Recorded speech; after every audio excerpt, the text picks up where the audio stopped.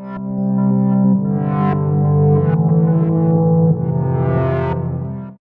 bonjour Stéphane, aujourd'hui je te contacte pour un nouveau produit qui est sorti des laboratoires NRD, disponible chez Nutrilogix, qui s'appelle l'ADEC, les Mhm. vitamines A, D, E, K. Est-ce que tu peux nous parler de ce produit et de son intérêt? Alors tout d'abord, bonjour Cédric. Alors le cadre derrière moi est un peu idyllique. Alors je suis pas ici en vacances, je suis ici pour des raisons professionnelles. Je rassure tout le monde, les autorités et mes collègues. Alors l'ADEK, donc comme son nom l'indique, c'est une combinaison de vitamines A, D, E et K. Alors on ne va pas revenir sur l'intérêt de la vitamine D puisqu'on est 100% virtuellement à être déficitaire sans complémentation. Du moins si on veut avoir des taux santé, je ne parle pas des déficiences je dirais, qui sont acceptées par beaucoup de collègues thérapeutes malheureusement à tort. Donc, vitamine D, ben, on ne fait plus l'article, hein. Il y a, je crois, une cinquantaine de publications qui sont sorties depuis le début du Covid, Mhm. confirmant le rôle majeur de la vitamine D quant à la prévention des maladies, des cancers, des infections, y compris le Covid. Alors, je ne dis pas qu'en prenant la vitamine D, on ne va pas avoir le Covid, hein. Perso, j'ai eu 2 fois, pourtant je suis de vitamine D, mais on fait des Covid bénin. Prévention de la flambée cytokinique, donc des décès par Covid. La vitamine D a un effet majeur, comme d'autres molécules, à ce niveau-là. L'effet de la vitamine D, ben, c'est également au niveau, au niveau musculaire, la masse, la force musculaire, parce que c'est un stéroïde comme la DHA et la testo. Elles sont très très proches, d'ailleurs, la vitamine D et la DHA et la testo.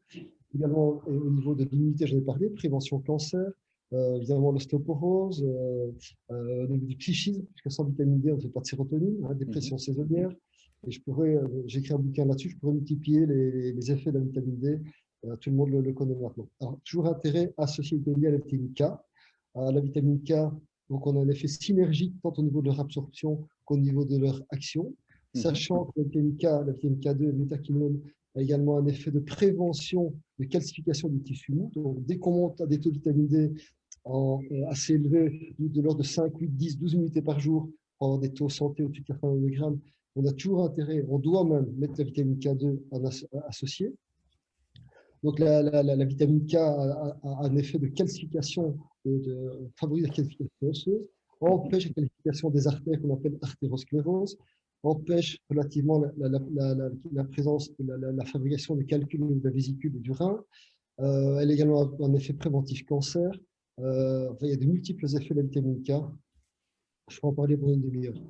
On sait qu'une synergie au niveau de d'action de la vitamine D et de la vitamine A, et je prendrai un exemple tout simple, il y en a des dizaines, c'est au niveau de la thyroïde, parce que la T3 thyroïdienne, donc une thyroïdienne active dans le sang, que malheureusement trop peu de médecins dosent, puisqu'ils dosent la TSH ou la T4, ils sont à côté de la plaque. Donc l'action de la vitamine de la T3 Mhm. se fait grâce à l'entrée en intracellulaire de la T3, qui se fait grâce à la vitamine D, et le récepteur, il y a un récepteur commun qui doit être activé par la vitamine A. Donc c'est une vitamine D sans vitamine A au niveau thyroïdien, ça ne sert à rien, et vice-versa.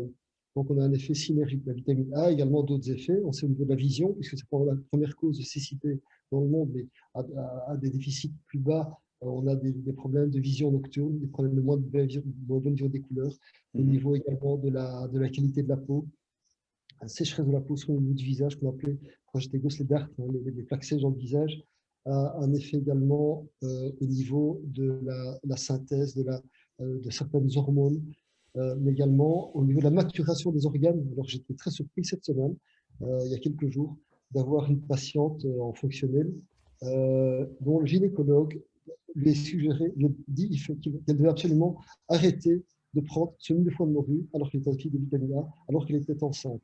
Donc, Mhm. évidemment, ce gynécologue a confondu la vitamine A synthétique, hein, de type roaccutane, qui donne des malformations fœtales, qui donne des problèmes hépatiques, et la vitamine A naturelle. Et évidemment, je l'ai rassuré en me disant que prendre la vitamine A naturelle quand elle est enceinte, c'était tout à fait bon, à la fois pour elle et pour son bébé. Ce n'est pas elle qui a amené des anomalies au niveau de la fabrication des divers tissus de l'enfant. Mhm. Alors, cette vitamine A a également des effets au niveau de l'immunité, comme la vitamine D et la vitamine K. Hein, c'est vraiment un trio gagnant dans les infections, y compris par le Covid. Euh, voilà ce que je peux dire pour ce nouveau complexe. Alors maintenant, quand prescrire l'ADEC? Donc, elle est dosée à 3 unités de vitamine D. Il y a à peu près 100 microgrammes de vitamine K Mhm. dedans. Eh bien, je dirais, le patient tout venant, vous êtes thérapeute, vous recevez un patient, il n'a pas de complémentaire en vitamine D, vous n'avez pas de prise de sang, vous n'avez rien. Donc, moi, je prescris déjà l'ADEC, un comprimé, une gélule. Alors, il y a 3 unités de vitamine D, ce qui est beaucoup trop peu, hein, mais bon, soit.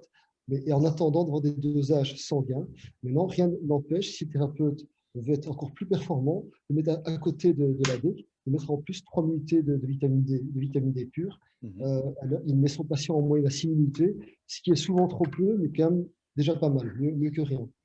Et donc, je dirais, voilà, un thérapeute qui reçoit un patient, il n'a pas de prise de sang, il n'est pas complémenté, et bien lui donner ces quatre vitamines en une seule prise, c'est une superbe idée, puisqu'elles ont un effet synergique à des tas de niveaux. Maintenant, quelles sont les chances que le patient soit carencé en vitamine A? 80%. Quelles sont les chances qu'il soit carencé en vitamine D? C'est 100%. Quelles sont les chances qu'on soit carencé en vitamine K? C'est quasi 100%. Et la vitamine E, je dirais, j'ai 30-40% des patients qui sont carencés en vitamine E, donc c'est moins fréquent. Mais je dirais, pour le moment, on a une vitamine E multiple, donc toutes les formes de vitamine E, il n'y a pas de souci d'avoir des doses élevées. Ok. Est-ce qu'on peut avoir une inquiétude quant au surdosage quand on n'a pas le bilan Donc, biologique? pour un patient ou une patiente, j'irais au-dessus de 40 kg, Mhm. donner 3 unités par jour de vitamine D, il y a aucun risque de surdosage. Et moi, je compte, c'est personnel, c'est pas publié, mais moi, j'ai dit toujours qu'il faut compter une unité par 10 kg. Mhm. Minimum. Voilà. Donc, un gosse de 30 kg pourrait déjà recevoir une ADEC sans problème. Voilà.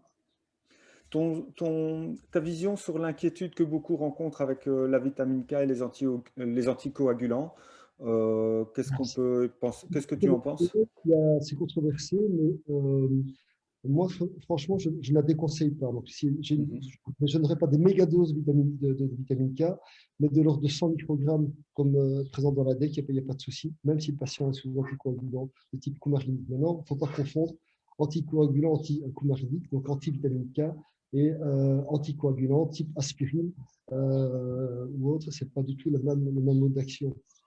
Donc, moi, dans ma pratique, un patient est sous antivitamine K, petite dose de vitamine K, de méthaquinone, il n'y a pas de souci.